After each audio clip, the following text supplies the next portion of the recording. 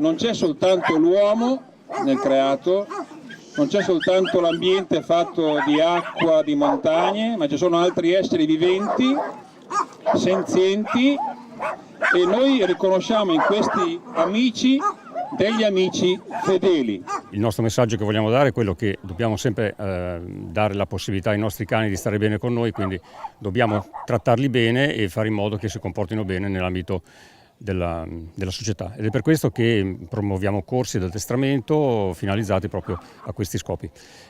Siamo contenti di questa partecipazione. Questo evento è fatto in collaborazione col Draco Bar, con la parrocchia di San Giorgio, con l'Ampana, l'EMPA e soprattutto col patrocinio del comune di San Giorgio di Mantova, che ci dà una grossa mano per gli spazi, per la pubblicità, per la diffusione di questo evento.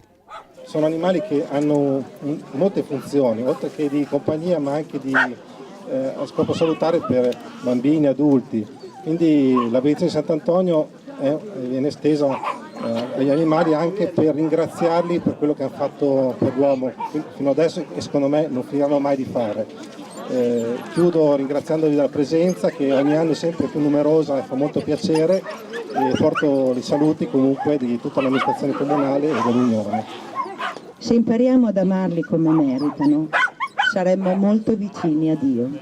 L'associazione Amico Cane Co è nata nel 2010 e noi facciamo questa attività della benedizione di Sant'Antonio, la festa degli animali, tutti gli anni, ormai da 6 anni che la facciamo. Poi da un paio d'anni a questa parte offriamo anche vin brûlé, dolcetti vari, insomma, e riusciamo tutti gli anni a radunare anche parecchia gente che vengono volentieri. Noi stiamo allestendo un campo di addestramento nuovo a Stradella, che sarà pronto fra un paio di mesi, in cui poi faremo tutte le nostre attività addestrative per quanto riguarda la conduzione corretta dei cani nell'ambito della nostra società. Questo è il nostro scopo principale, quindi non facciamo corsi che insegnano ai cani le cose particolari, ma solamente a comportarsi bene e a essere ben accetti ovunque possano essere condotti dai loro proprietari.